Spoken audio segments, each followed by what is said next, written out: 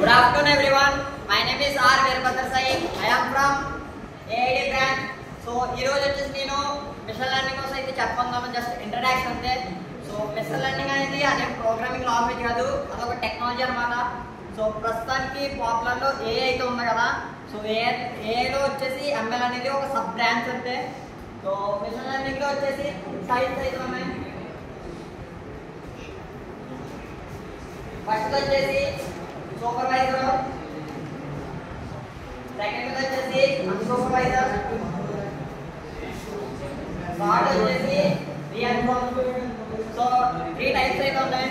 అసలు machine learning ఏం చేస్తుంది అంటే, సో ఆల్ డేటా అనేది 100% అంటే 70% మనం ఇచ్చిన డేటాని ట్రైన్ చేసుకుని ఉన్న 30% అదైతే ప్రెడిక్ట్ చేస్తాం అనమాట. ఫర్ ఎగ్జాంపుల్ మనం ప్రీవియస్ గా మనం 3 సెమ్స్ జరిగాయి కదా. సో 3 సెమ్స్ డేటా తీసుకుంటే ఫస్ట్ సెమ్ లో 4 సబ్జెక్ట్స్ అవగొట్టాలి, సెకండ్ సెమ్ లో 3, థర్డ్ సెమ్ లో 4. సో నెక్స్ట్ సెమ్ లో నేను ఎన్ని సబ్జెక్ట్స్ అవగొడతాను అనేది అది ఈ మూడింటిని ప్రెడిక్ట్ చేసుకుని అయితే చెప్పింది. యావరేజ్ గా 4 అని ఇస్తుంది అన్నమాట. సో ఇలా ఫ్యూచర్ అనేది ప్రెడిక్ట్ చేస్తాను అంతే. That's all. Thanks for everyone.